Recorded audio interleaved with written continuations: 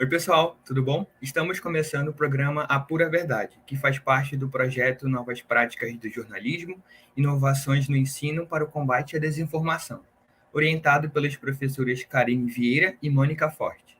A cada edição, iremos entrevistar jornalistas ou pesquisadores que estejam atuando no enfrentamento da desinformação. Dessa forma, buscamos trazer diálogos sobre as práticas desenvolvidas neste processo e compreensão no contexto atual do trabalho jornalístico. Eu sou Júlia Caldeira, de Curitiba, Paraná, e sou estudante de jornalismo do Centro Universitário Internacional UNINTER. Eu sou João Victor, falo de Manaus, Amazonas, e sou pós-graduando em Ciência Política pelo Centro Universitário Internacional UNINTER. Eu sou Nicole Tessin, sou de Curitiba, Paraná, e sou aluna de jornalismo do Centro Universitário Internacional UNINTER. Nesse programa, vamos conversar com Chico Marés, coordenador de jornalismo da agência Lupa, onde trabalha desde 2017. Formado pela Universidade Federal do Paraná e Master of Arts em jornalismo interativo pela City University of London. Trabalhou como repórter de política no jornal Gazeta do Povo de 2011 a 2016 e na editoria de esportes do Portal Pop entre 2010 e 2011. Em 2016, foi um dos ganhadores do prêmio ANJ de Liberdade de Imprensa. Oi, Chico, tudo bem? Obrigado por aceitar nosso convite. Eu que agradeço o convite. Bom, Chico, a gente já falou um pouquinho, sobre a sua trajetória, mas a gente gostaria de saber um pouco mais sobre o seu trabalho no jornalismo. Certo. Bom, eu me formei na Federal, em 2010, e daí no primeiro momento eu trabalhei um pouco na editoria de esportes, do Pop, era na época da Copa do Mundo, assumi temporário, depois fiquei lá mais alguns meses, e em 2011 eu comecei na Gazeta, por aquele esquema de trainee e tal, e acabei indo parar na editoria de política, que era uma coisa que eu sempre gostei, sempre quis cobrir, e sempre tive interesse, assim. Acabou dando muito certo, acabei me encaixando lá e fiquei lá até o meados de 2016, nessa época eu cobri política local, política daí de Curitiba, política nível estadual também, às vezes até nível federal, e a partir de 2000, mas só que no final de 2016 eu decidi fazer um mestrado, eu acabei indo morar um ano na Inglaterra, mestrado de jornalismo interativo e tal, que é basicamente jornalismo online e tal, ferramentas na internet que permitem novas linguagens de jornalismo. Fiquei lá um ano, e daí quando eu voltei para cá, acabei tendo essa oportunidade de trabalhar como checador na Lupa, assim, eu queria um desafio novo, uma coisa nova e tal.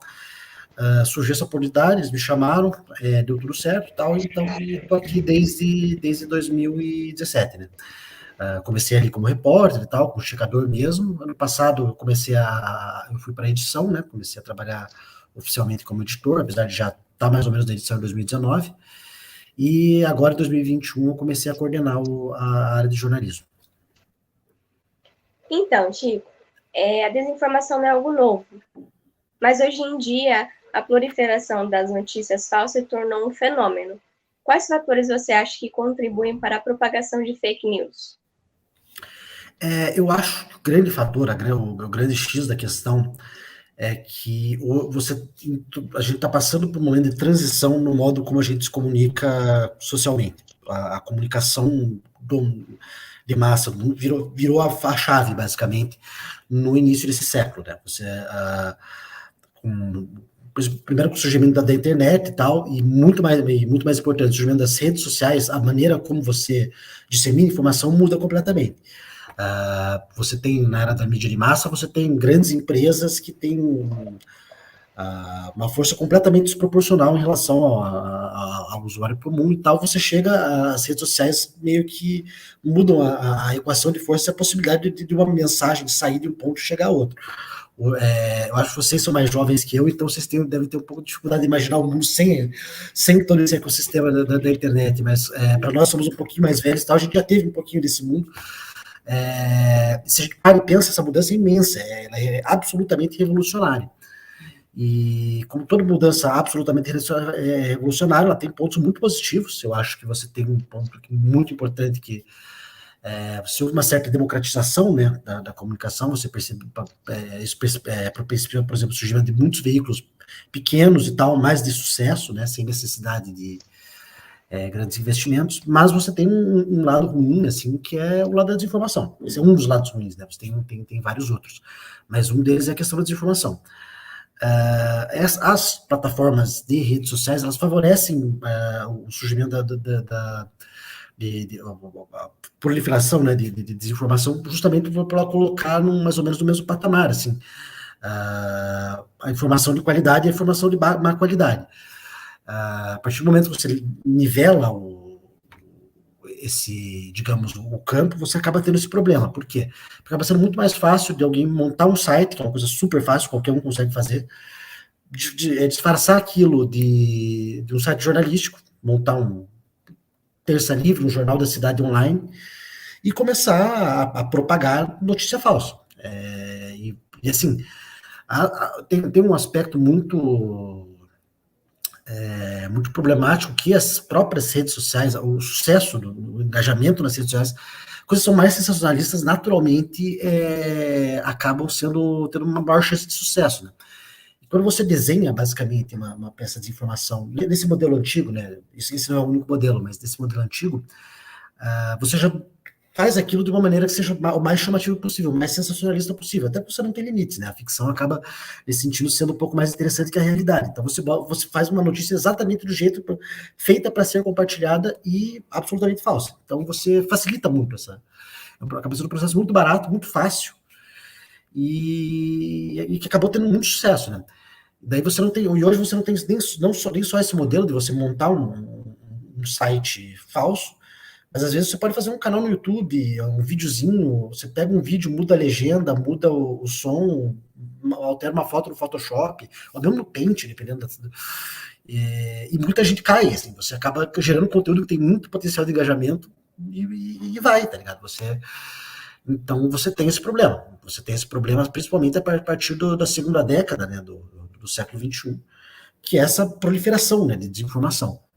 E muita gente viu, né, antes de qualquer um, que isso era um canal possível não só para fazer conteúdos desinformativos, mas como para vender conteúdos direcionados para uma finalidade política, né? Então, vários atores entram aí nesse processo, enfim, acabam tendo muito sucesso, né, nessa competição pela atenção do público em geral. Então, basicamente, é esse o cenário que a gente tem nesse momento. Eu acho que demorou um certo tempo, mas agora já há uma adaptação, a gente já está num segundo momento, assim, um momento em que há as próprias plataformas de redes sociais, os veículos de comunicação, enfim, a própria sociedade já há uma reação a essa proliferação da desinformação, mas num primeiro momento isso acabou sendo um sucesso muito, muito grande. Então, enfim, isso está tendo impacto até hoje. Perfeito, Chico. Nesse gancho de proliferação, na sua opinião, como você acredita que a gente pode minimizar os impactos dessas notícias falsas divulgadas nas mídias sociais digitais e quais seriam as medidas que poderiam ser adotadas nesse sentido? Salve. Acho que depende muito de quem somos nós. Assim, nós como usuários, nós como jornalistas, nós como a sociedade, acho que cada um tem um certo papel que pode desempenhar. O cidadão comum, assim, o que ele pode fazer, o que ele deve fazer é ter muito cuidado, aqui eu acho que a parte principal, uma das partes mais importantes que eu vejo nisso tudo, é a questão da educação midiática. Porque um dos efeitos dessa revolução, digamos, na comunicação é o fato de que você tem várias pessoas que passam a ter acesso direto ali às redes sociais, mas que não tem uma dificuldade muito grande de entender como a comunicação funciona. E entender como elas podem ser manipuladas, como elas estão sendo manipuladas. E nesse ponto, assim, enfim, a sociedade tem um certo dever de educar melhor as pessoas para que elas consigam usar melhor, entender melhor as plataformas que elas próprias usam. O cidadão acaba tendo um papel mais de, vamos usar a internet com responsabilidade. O que é isso? É você não sair compartilhando tudo que você vê, sempre ler cada link que você compartilha, saber exatamente, ter muito cuidado para ver se os links que você está compartilhando têm algum grau de veracidade, e tem maneiras de se fazer isso. Você não precisa ser necessariamente um checador para pelo menos avaliar a possibilidade de um conteúdo ser falso ou não. Enfim, você tem várias coisas que você pode fazer como cidadão. Daí você já vê na parte das empresas de jornalismo e de mídias sociais e da sociedade como um todo, incluindo o Estado. Aí já é uma questão um pouco mais complexa. Você tem essa questão da educação midiática, que eu falei antes. Desculpa, estou com um pouco de tosse hoje. Dá uma virada no tempo aqui. Tem essa questão da educação midiática, que eu acho bastante fundamental. Você tem o próprio jornalismo, assim, acho que ele tem que cada vez mais mostrar como funcionam essas redes e também atuar na parte de checagem. Assim, a checagem é com certeza um ponto disso, e nós vamos ter que continuar checando coisa por muito tempo. E daí tem a questão do que fazer isso legalmente. Até o momento eu não vejo muita solução nisso. Tudo que foi apresentado até o momento é bastante problemático. Você tem discussões sobre penalização por fake news, esse tipo de coisa. Eu acho que todos os projetos que apareceram até agora são muito complicados, ao ponto porque é muito difícil você definir legalmente o que é uma notícia falsa. E um projeto desses acaba sendo... Vários projetos deles passaram em outros países, especialmente países de menor desenvolvimento humano, e têm sido usados mais para punir a imprensa tradicional do que para, de fato, atacar o problema da desinformação. Mas, enfim, são várias coisas que precisam ser feitas, assim, e vários atores, e vários stakeholders, né, nesse processo. Chico, até que ponto você acredita que a desinformação pode ser compreendida como uma estratégia de poder? Ela é uma estratégia, ela pode ser eu não sei se ela é uma estratégia de poder, ou se é um elemento de uma estratégia de poder, mas com certeza ela está envolvida, é uma questão de poder. Sempre que alguém produz uma peça de informação, a primeira coisa, e até mesmo qualquer coisa para a internet, você tem que pensar quais são os motivos, o que ela está indo atrás. Alguns produzem desinformação puramente por dinheiro. Tem casos de pessoas que montam sites para montar clickbaits para tirar dinheiro de AdSense. Isso, digamos, é a forma mais básica, mas isso, assim, na verdade, esse é um modelo até antigo, assim, um modelo que hoje nem tem muita mais gente, nem é tão viável, assim. E hoje o que mais se tem é desinformação promovendo uma determinada causa política, ou tentando despromover a causa política adversária. Então, sim, é uma estratégia de poder, você vai criando uma narrativa, né? Só que como toda narrativa, ela acaba sendo confrontada com a vida real, que às vezes apresenta fatos diferentes. Então, a desinformação é usada para moldar o mundo real para a narrativa que um determinado grupo político quer que seja verdadeiro. Então, sim, isso com certeza, a desinformação acaba sendo uma parte importante dessas estratégias. E quando a gente fala da extrema-direita brasileira, por exemplo, a desinformação é fundamental. Ela não foi o principal, não sei se é o principal motivo que ela chegou ao poder aqui, mas ela com certeza foi um elemento absolutamente significativo, porque muita coisa você criou toda uma narrativa na qual muitas bordas ali acabaram sendo, digamos, polidas com conteúdos de desinformação. E ela tem uma segunda coisa que às vezes não se fala tanto, que não é nem só você criar essa narrativa, mas você também criar o uso dessa narrativa como uma espécie de retroalimentação. Você tem um grupo, digamos, de apoiadores da mesma causa política, e você acaba usando informações falsas para, digamos, fidelizar esse grupo. Você vai compartilhando, você vai, enfim. Você tem esse processo também, você acaba criando uma coesão, né? E assim, geralmente existem alguns sentimentos, tá, que são particularmente fortes para serem usados como uma forma de coesão de grupo. Medo acho que seria o mais forte deles. Você cria uma coesão, isso é uma coisa que você vê em toda a história. Você tem, por exemplo, o nazismo usava o antissemitismo justamente com isso, um elemento de coesão, o medo do outro, enfim. E você vai ver em qualquer momento da história, você vai ver alguma coisa parecida. E nesse caso tem muito a questão assim da extrema-direita, é o medo das pessoas que vão atacar sua família, que vão, enfim. E a desinformação é muito usada para isso, para criar essa coesão através do medo. Então a desinformação é uma estratégia política, é um elemento de estratégia política e tem várias funções dentro de uma determinada estratégia. Chico, você tocou no assunto, né, de penalização de usuários e medidas que são usadas nos países para combater a desinformação. Queria saber de você qual seria a sua opinião quanto à criação de eventuais órgãos e medidas regulamentadoras para combater a desinformação. Até a Lupa ela se pronunciou, né, sobre uma instrumentalização da discussão, sobre soluções para a desinformação. Como que você avalia essa posição do relatório?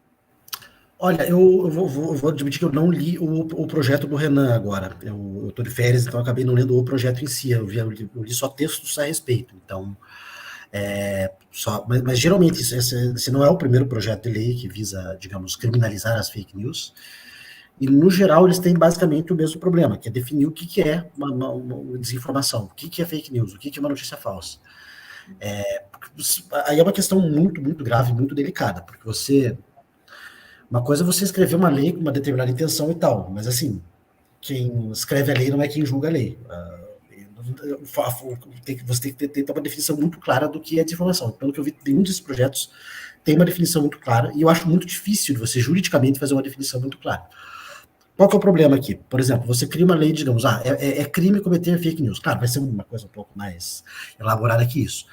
Mas o que é?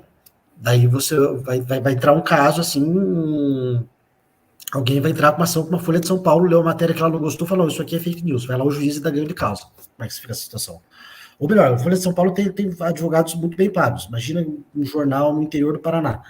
Um jornal independente, pequeno e tal, mas faz trabalho sério, faz trabalho legal, vai lá um político de alto cacife e processa os caras.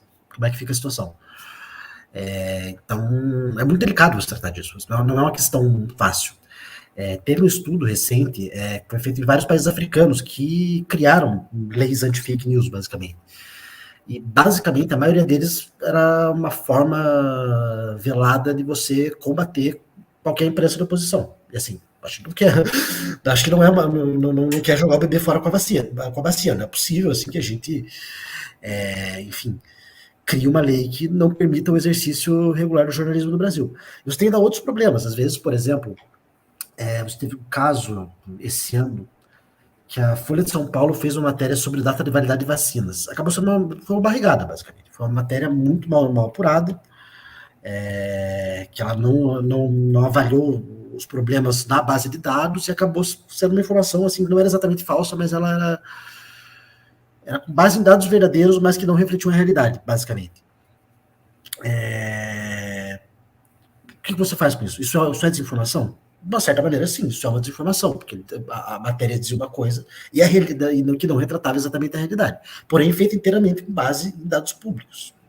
Como que isso ficaria legalmente? Imagina se, digamos, a prefeitura de Maringá, que foi, acho que foi a principal afetada por essa história, entra com processo contra a Folha. Como é que ia ficar a situação? Enfim,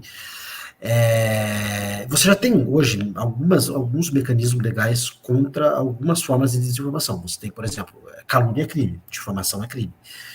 Então você consegue, algumas situações você consegue resolver tanto na via civil como na via criminal. Então você já tem alguma coisa ali. Mas, enfim, eu acho que discutir esse assunto é uma discussão muito, muito delicada. Eu acho que talvez haja espaço até para alguma outra regulamentação, mas nada que seja tão geral e tão abrangente, assim. Perfeito. Chico, então, como é que funciona o processo de apuração dentro de uma agência de checagem de informações? E quais ferramentas vocês utilizam nesse processo? Bom, a gente começa a primeira etapa, assim, acho que é bom explicar por etapas, né? Vamos separar aqui um pouco também verificação de desinformação e checagem de discurso, né? Daí são dois processos diferentes, né? Mas, enfim, na verificação de desinformação. A primeira etapa seria monitorar. A gente tem que, basicamente, olhar para o mundo e ver o que está circulando e o que vale a pena a gente checar, né? A gente usa algumas ferramentas para isso. A gente parte do 3PFC, né, que é um programa do Facebook. Eles têm uma ferramenta própria de monitoramento, que eu até não posso entrar muito em detalhe por uma questão de NDA, mas a gente tem essa ferramenta que a gente usa e ela funciona mais ou menos. A gente também usa o CrowdTangle, que é uma outra ferramenta do próprio Facebook, mas que essa é pública, né, é aberta, e que a gente consegue monitorar determinados grupos, monitorar lugares onde tem potencialmente muita desinformação. A gente tem um WhatsApp, que a gente recebe denúncias, né, de desinformação, e-mail, outros canais de contato também, mas no WhatsApp especialmente a gente recebe muita coisa, muita mensagem. E o TweetDeck também para ver o Twitter, enfim, você tem várias ferramentas ali que te ajudam a perceber, basicamente, a tirar uma medida de como estão as redes sociais. algumas redes são um pouquinho mais complicadas que as outras, por exemplo, o WhatsApp, a gente obviamente não tem como saber o que está rolando dentro da maior parte do WhatsApp, porque, enfim, os grupos e as mensagens são privadas, né? A gente consegue pegar sempre tudo que denunciou para a gente, ou de grupos públicos. Mas, enfim, se a gente vê o que está rolando no dia, a gente vê o que realmente está viralizando, que está sendo compartilhado em mais uma plataforma, que tem bastante compartilhamento. E, claro, outra coisa que é fundamental, que tenha potencial de dano, que seja e que tenha interesse público.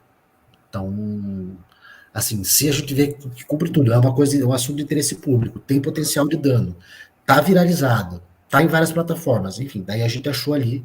E é claro, nesse momento são todas as suspeitas, né? A gente não tem nenhuma peça de informação de verdade, porque a gente não avaliou, a gente não tem ainda como dizer. A partir disso, a gente distribui isso entre os repórteres, né, entre os checadores, que vão fazer a apuração, né? E aí é uma apuração basicamente jornalística, assim, você pega aquilo, você vai atrás, assim, tá, tem uma foto aqui, digamos, dizer que são duas pessoas X, é o Lula abraçado com a Adélia. A gente vai ver, não, quem que é essa pessoa que tá com o Lula? De onde vem essa foto? Enfim, você faz todo um processo de busca reversa e tal, e acha lá. Depende muito também as ferramentas que você usa para isso acabam sendo muito de acordo com de caso a caso, assim, por exemplo, se é imagem, você tem várias ferramentas boas de busca reversa de imagem. Se é texto, enfim, você busca no Google, enfim, vai atrás das notícias, ou vai atrás da base de dados, enfim. Tem várias ferramentas, é difícil ficar falando uma por uma, que é muita coisa mesmo para você explicar. Mas você vai basicamente construindo o caso. Você pega aquela foto e vai dizer, não, peraí, esse cara é o cara X, por quê? Essa foto foi publicada em 2017, tal, no site X, identifica ele como tal. A gente viu, foi atrás do contato do cara, era ele mesmo, enfim. Você tem que juntar o maior número possível de provas, por assim dizer, de que aquele conteúdo é falso, ou que é verdadeiro, né? E daí, enfim, você monta um texto e tal, indica todas as fontes, todos os motivos por qual aquele conteúdo é falso, e passa para o editor, né? Passa para o editor. Daí acaba um processo de rechecagem, que basicamente não é bem uma checagem, assim, mas você só verifica se está tudo certinho, se está bem provado, se não está bem provado. Enfim, se está tudo provado, o texto está redondo, pá, daí publica. Basicamente é esse o processo. E se não tivesse, por exemplo, aquela foto ali parece ser de 2017, mas o fato de ser de 2017 não desprova. Aí, volta para o repórter, vai ver, não, vai aprofunda essa apuração aí. Enfim, você tem vários resultados possíveis. Às vezes você vê ali, não, isso aqui não prova nada, a gente não tá sólido, descarta.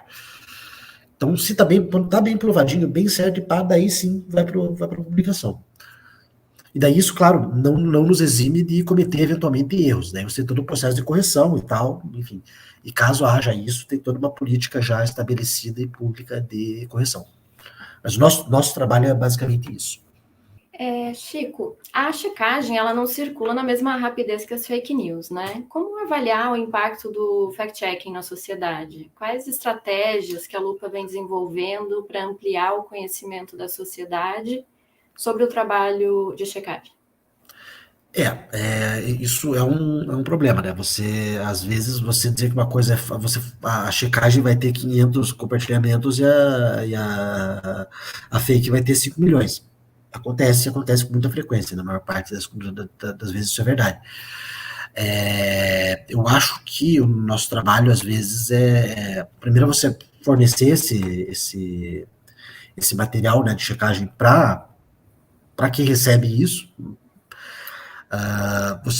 mas também a gente tem um trabalho todo de educação midiática e tal, que eu acho que é bastante importante também, que é um processo paralelo que não é bem da minha área, mas que é um ponto importante também.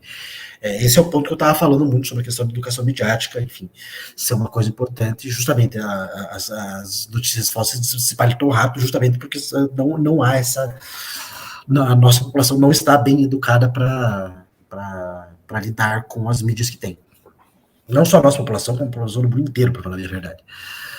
Mas a gente tem que ter essa estratégia, enfim, tem toda uma estratégia de rede social, tentar, com qualquer jornal, tentar ganhar o máximo de visibilidade possível.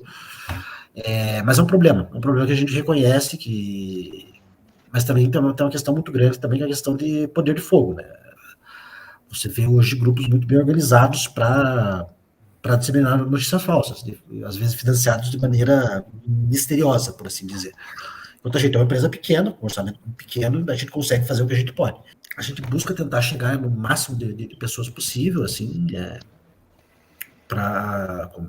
através também manter um texto simples, acessível, enfim.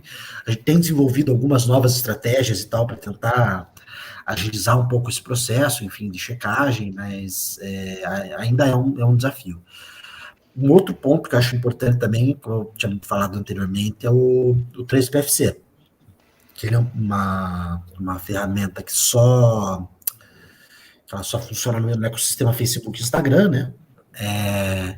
Mas eu acho que ele tem um outro fator importante, porque no 3PFC eles usam checagens, né, para avaliar conteúdos que estão circulando dentro dessas duas plataformas. Então ali, tipo, sempre que a gente vê um conteúdo falso circulando ali, consegue provar que é falso e marca ali, e vai circular com uma etiqueta dizendo, olha, esse conteúdo é falso, blá, blá, blá, blá. Então, nesse sentido, a gente acaba tendo um impacto bastante, até maior do que através do compartilhamento puro e simples e tal. Mas o problema é que, claro, isso é limitado a uma plataforma e tal, e às vezes também é uma coisa um pouco antagônica com os próprios usuários, né, que compartilham informações falsas, né? Então, tem mas é uma finalidade importante, é uma função importante, você já está mostrando, e também tem os checadores em geral, geralmente tem um ranking alto no Google, consegue aparecer muito, se você vai procurar uma coisa que já foi checada e tal, assim, sei lá, pensa numa news qualquer, mamadeira em forma bato de pênis, a primeira coisa que vai aparecer vai ser uma checagem, pode não ser a nossa, pode ser a dos fatos, pode ser a do Bots.org, pode ser do Estadão, mas provavelmente vai aparecer já uma checagem, então isso é outro ponto ali. Se as pessoas estão buscando, assim, elas buscam se informar sobre uma coisa antes de compartilhar, às vezes o Google favorece também as plataformas de checagem e também meios de comunicação já mais estabelecidos. Então isso, enfim, ajuda um pouco a contrabalancear, né? Chico, quais assuntos que mais aparecem na agência de checagem, na agência de informações? Covid e política, basicamente. Hoje em dia, Covid e política. E acaba sendo, no final, política, assim. Indo um pouco mais para dentro. Cada momento você vai ter uma onda. Porque cada momento você vai ter uma agenda que está colocada. Pode ser uma agenda colocada pelo governo, pode ser uma agenda natural, pode ser uma agenda, enfim, do calendário mesmo, mas assim, cada momento você acaba tendo coisas que favorecem informação sobre um determinado assunto. O caso da Covid, assim, eu acho que é um exemplo mais claro, você tem uma pandemia global, não tem como aquilo não ser o principal assunto do mundo, e não tem, sendo o principal assunto do mundo, aquilo não ser digamos, um imã de notícia falsa. Então, esse é um tema que em 2020 e 2021 dominou absolutamente. Eu já até perdi as contas de quantas checagens a gente já fez sobre Covid-19, passa das 500, 600, 700, sei lá, já muita coisa mesmo. Mas, como a gente estava falando antes sobre estratégias políticas e tal, geralmente a gente checa muito conteúdo que é de política. E por política, pense no mais amplo possível. Isso faz desde pautas comportamentais, assim, como pauta como informação sobre o movimento LGBT, sobre, enfim, aborto, ou até falsas sobre determinados políticos. Aqui vai, no grande espectro. O que exatamente, em mais detalhes, vai aparecer, geralmente é uma coisa mais, enfim, determinada pela agenda. Por exemplo, quando teve a Pfizer, apareceu na CPI, a gente notou que apareceu muita notícia falsa, especificamente sobre a vacina da Pfizer. Umas 2 semanas. Você tem, por exemplo, eu lembro um exemplo bom, que é o Glauber Braga, deputado. Eu lembro que uma vez ele brigou com o Sérgio Moro, numa comissão da Câmara. No dia seguinte, você tinha um monte de coisas sobre o cara, assim, tipo, nunca tinha aparecido nada sobre ele. No dia seguinte, tinha coisas. Eu lembro, tinha um vídeo, que era um vídeo absurdo, assim, não tinha absolutamente nada a ver com o cara, mas tinha 200 mil compartilhamentos. Em vários, digamos, somados várias várias publicações distintas. Enfim, isso varia muito. O assunto do dia é muito guiado pela pauta do dia do jornalismo comum, mas basicamente o que está na pauta do dia é o que vai ser, o que mais vai rolar de desinformação. Mas assim, também tem uma coisa, nem todo assunto é, digamos, bom para desinformação. Eu lembro, por exemplo, quando estavam discutindo a reforma da Previdência, eu achei que ia ter, tipo, a gente se planejou pensando, não, pô, assunto gigantesco, vai bombar, tal, vamos ficar de olho nisso. E acabou que nem teve muita coisa, assim, teve bem pouca coisa de informação, porque é um assunto seco, um assunto, assim, a desinformação funciona quando é um pouco mais picante, né, quando é uma coisa, assim, mais, digamos, que atrai mais a atenção do leitor, né? Então você fala, vacina vai mudar o teu DNA, pô, isso aí eu vou clicar na hora. A reforma da Previdência vai mudar, enfim, o jeito que se aposenta. Nem todo leitor gosta de ler sobre isso, então, enfim. Perfeito, Chico. A agência Lupa faz questão de deixar clara a metodologia e a transparência nos seus processos. Qual a sua opinião quando se fala sobre checar as agências de checagem e quais as críticas às metodologias utilizadas? Bom, é muito fácil checar as agências de checagem. Todas elas, acredito que todas elas, mas a Lupa com certeza, publica todas as fontes de suas informações. A gente só trabalha com informações públicas. Então você vai lá, vai ver, se está na matéria, joia, se não está, você pode reclamar. Basicamente é isso. Não, então, assim, quem checa o checador? Você mesmo. Pega o espelho e se olha. Você já pensou, eu até já tive essa ideia brilhante assim de marketing, mas eu acho que não é muito minha praia. Mas, enfim. Mas eu acho que isso não isenta a gente de críticas. Isso, de forma alguma, isenta a gente de críticas. Eu acho que tem críticas sobre. Porque nem toda mentira é factual, digamos. Nem toda. A gente só analisa conteúdo factual. A gente não avalia opinião, a gente não avalia, enfim, algo que tem interpretações sobre um fato, a gente avalia o fato. Então, existe muita desinformação que circula nas redes sociais, eu acho que eu diria até mais da metade, não é exatamente a partir de informações falsas, mas são interpretações extremamente falaciosas sobre fatos, ou coisas que são absolutamente de bastidor, que você não tem como provar com informações públicas. Ou, enfim, são coisas que estão, às vezes, além do nosso escopo. Então, eu acho que é uma crítica, assim, a ser feita ao fato de que a gente se atém ao factual. Mas, assim, na nossa defesa, isso a gente tem um espaço delimitado, a gente faz uma coisa delimitada. Eu acho que seria interessantíssimo se alguém fizesse a gente faz para realmente analisar a falácia dos argumentos, mas isso ia ser uma coisa completamente complexa de fazer. E assim, ela não teria, com certeza ela não passaria na FCN, ela não teria como participar do 3PFC, por exemplo. Enfim. Então, mas eu acho que poderia ser interessante, mas assim, cada jornal tem sua linha editorial. Falando de checagem especificamente, você tem alguns princípios básicos, e que ela tem que ser sobre fatos. Então, enfim, não tem muito como escapar disso. Mas isso não impede que as pessoas façam outros veículos com uma outra metodologia, com uma outra, enfim, pensando outro tipo de abordagem, mas... Chico, que tipos de tecnologias, recursos você conhece que podem ser usados atualmente para qualificar a apuração jornalística?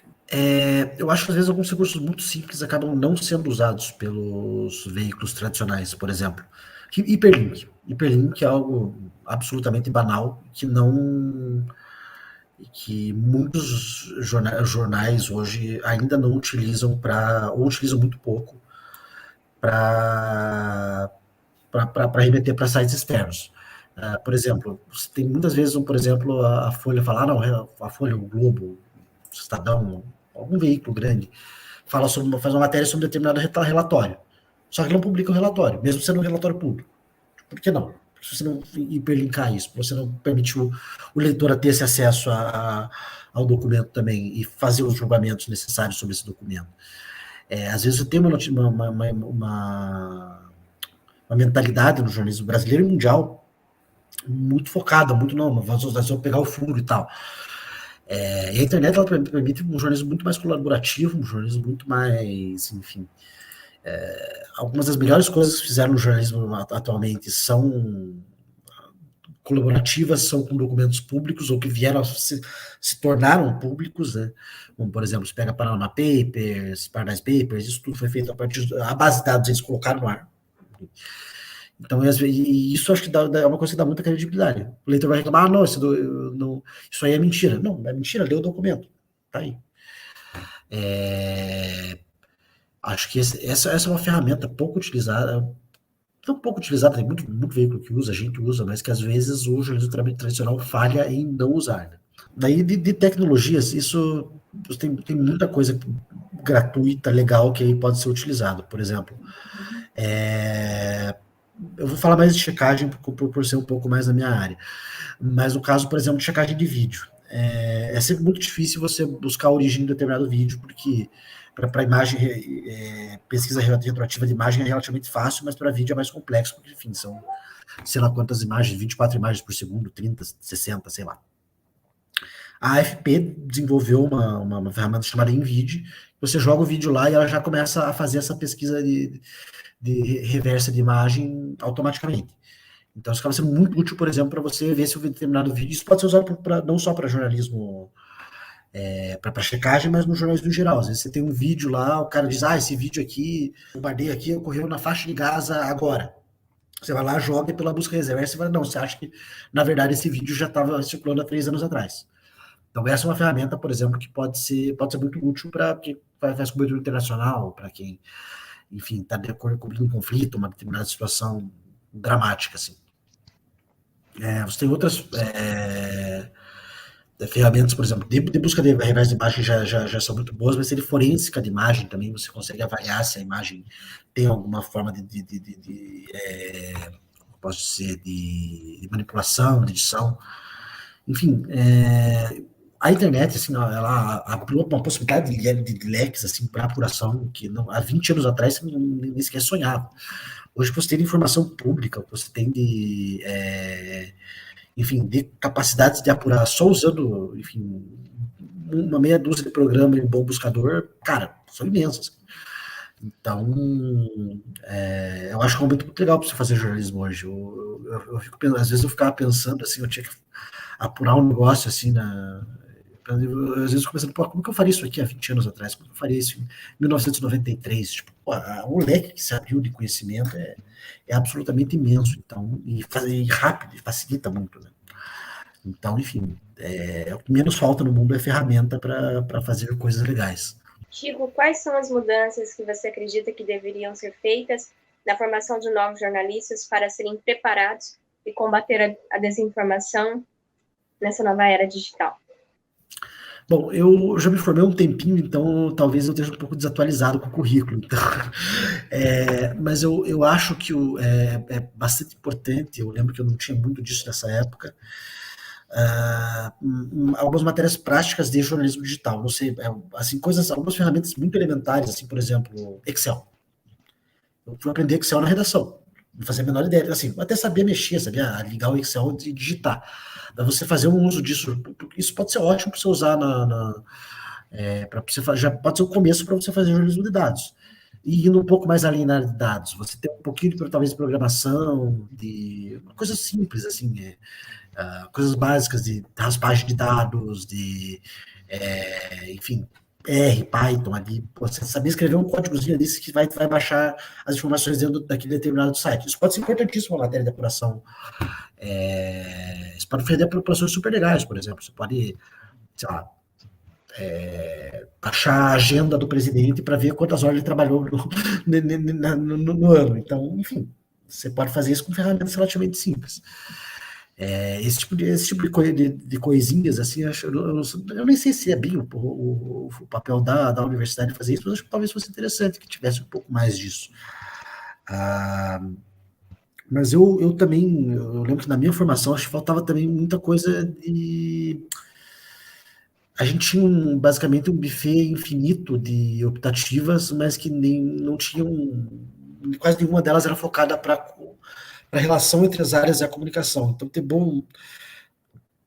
boas matérias sobre jornalismo econômico, jornalismo de, sei lá,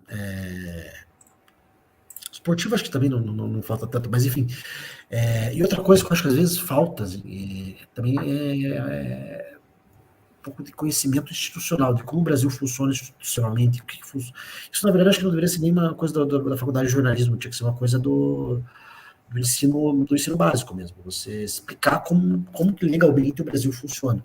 Tem muita coisa assim que a imensa maioria da população não faz a menor ideia de qual que é a diferença entre o direito civil e o direito criminal, o que faz um juiz, o que faz um deputado, como é que funciona o coeficiente na eleição para deputado, enfim, isso seria uma falta imensa de formação nesse sentido, assim, às vezes aqui no Brasil, eu vejo pelo menos. Então, mas não sei, eu tenho um pouco de dificuldade de responder essa pergunta de uma forma um pouco mais, digamos, mais precisa, porque faz muito tempo que eu larguei, que eu já me formei, então acho que várias coisas que talvez eu tenha falado, especialmente essas questões de jornalismo de dados, esse tipo de coisa, talvez isso já tenha entrado no currículo. Não sei se de todas, pelo menos da maioria dos cursos, não sei aí no Inter se é assim, mas eu sei que algumas já tem alguma outra coisinha ali, às vezes o professor começa a dar um tativo daquilo, enfim. Mas outra coisa que às vezes eu acho bastante importante também você ter um pouco de visão geral dentro do curso de jornalismo. No meu curso a gente fez assim, tipo, um semestre de filosofia, um semestre de sociologia, às vezes talvez fosse uma coisa um pouco mais aprofundada, assim, mais vinculada ao curso, fosse importante também, que eu acho que é muito problemático quando o jornalista vai para a redação assim, sem ter tem só a formação de só escrever texto, só de procurar lead e tal, enfim. Às vezes isso atrapalha para o processo de apuração, para o processo de você conceber a pauta, de você entender o problema. Então, nesse sentido, algumas coisas assim, eu acho extremamente recomendável que os jornalistas estudem outras coisas que dão jornalismo, assim, durante, enfim, se possível, comutativas dentro do curso, se não por fora, enfim. Acho que conhecimento de história, de filosofia, de economia, o básico, claro, ninguém vai tirar um doutorado disso, mas, enfim, eu acho que isso são coisas importantes, são coisas bacanas. E, Chico, o que você acha mais difícil, assim, no trabalho de verificação de informação e checagem, principalmente, assim, nesse contexto de indústria da desinformação? Tem algumas coisas que são muito difíceis. Eu acho que hoje, eu até estava falando de busca de vídeos. Vídeos, às vezes, são muito problemáticos de você encontrar, nem sempre é difícil você, às vezes, provar a origem de determinado vídeo. Para provar a origem das coisas da internet já tende a ser um pouco difíceis per se, mas de vídeos é particularmente difícil. Outra coisa que eu acho muito ruim, isso, uma coisa que às vezes me incomoda demais, mas uma coisa que acontece muito é o uso de informações pessoais, de fotos pessoais e tal, para dentro de peças de informação que são de interesse público. Um caso que é recorrente, a gente sempre bate na trave, a gente nunca consegue provar, quase nunca consegue provar. Muitas vezes, por exemplo, uma pessoa é vítima da polícia, um massacre e tal, um moleque trabalhador está sendo trabalho, leva um tiro numa operação policial, e daí no dia seguinte você tem dezenas de fotos de um cara parecido com ele, uma arma, tá ligado? E você vê, às vezes você vê ali, não, tá claro, não é a mesma pessoa, mas assim, tipo, você não tem uma prova clara ali. Porque, geralmente você usa, esse pessoal pega foto de arquivo pessoal, coisa que é interna do Facebook ali e tal, e você não consegue achar a origem daquilo nunca. E você não tem colaboração nenhuma da polícia para te ajudar, porque, enfim, motivos óbvios. Esses casos assim, por exemplo, isso é uma coisa que a gente tem uma dificuldade imensa, assim, eu acho que o que mais me incomoda, assim, você pega, geralmente é para falar mal do moleque que acabou de ser assassinado, tá ligado? E às vezes isso tem uma repercussão imensa, enfim. Isso é uma coisa que me chateia bastante, assim, mas é um desafio relativamente comum, aconteceu comigo mais uma vez, com certeza. Então, bom, pessoal, estamos chegando ao final da nossa conversa com o Chico, mas, para finalizar, gostaria de saber, o que é jornalismo para você? Isso é difícil. Mas, enfim, eu acho que o jornalismo o que me encanta no jornalismo, o que eu gosto no jornalismo, é basicamente a desmistificação que ele faz do mundo. A gente vive num mundo que tem muitas narrativas contrárias. Eu acho que o jornalismo pode fazer de mais importante é colocar, não, esses são os fatos. Você pode ter narrativas, pode ter opiniões, vai sempre ter, é sempre assim. E é bom até que, é bom que seja, a gente vive uma democracia. Mas o jornalismo tem uma função que é fundamental e elementar, que é o que são os fatos. Então, basicamente, eu acho que essa é a função primordial do jornalismo. Você tem pessoas, bons jornalistas que trabalham mais com opinião, enfim, com outras coisas que não são especificamente, mas eu acho que o que eu gosto mesmo, que me fascina no jornalismo, que eu gosto de fazer, é ir atrás de fato, é ver não, o que é fato e o que não é. Eu acho que isso é importante, a gente precisa ter uma âncora para ter... toda democracia é maravilhoso que existam diversas opiniões, que existam diversos debates, diversas narrativas, e é importante e é legal que a gente possa usar as redes sociais para falar sobre isso também. A gente vive um momento que eu acho interessantíssimo para a história da humanidade. Mas eu acho que o jornalismo faz esse processo importante de ser o chato para falar, não, isso aqui é fato, isso aqui não é. Então, é basicamente isso que eu vejo assim como o papel do jornalismo. E fechamos a nossa 7ª edição do programa Pura Verdade, agradecendo a participação do jornalista Chico Marés. Eu que agradeço o convite, foi um prazer falar com vocês. Forte abraço. Muito obrigada por aceitar nosso convite. E é isso, pessoal. O programa vai estar disponível no Spotify, YouTube, Google Podcasts, Pocket Casts, Rádio Public e Breaker. Vocês podem acompanhar o projeto no Instagram, Facebook e Twitter. Tchau e até o próximo programa.